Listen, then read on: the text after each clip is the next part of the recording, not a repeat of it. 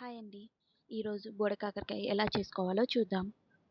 ముందుగా పచ్చిమిర్చి, ఆనియన్, అలానే బోడ కాకరకాయ తురుముకొని పక్కకి పెట్టుకుందాం. తర్వాత కొత్తిమీర కొంచెం, అలానే అల్లం ఎల్లిగడ్డ పేస్ట్, పోపు గింజలు, కరివేపాకు, ఉప్పు, కారం తీసుకొని పెట్టుకుందాం. అలానే ఆయిల్ వేడెక్కిన తర్వాత పోపు గింజలు వేసుకోవాలి అందులో. తర్వాత కొంచెం కరివేపాకు, తర్వాత ఎండుమిర్చి వేసుకొని వేగిన తర్వాత ఆనియన్స్ వేసుకుందాం. ఆనియన్స్ కొంచెం వేగిన తర్వాతకి పసుపు, అలానే ఇందులోనే మనము అల్లం వెల్లిగడ్డ పేస్ట్ కూడా వేసుకుందాం.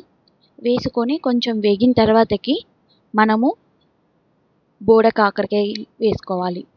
ఏవైతే మనం తరిగి పక్కన పెట్టుకున్నాం కదా, అది వేసుకొని మంచిగా తిప్పుకోవాలి.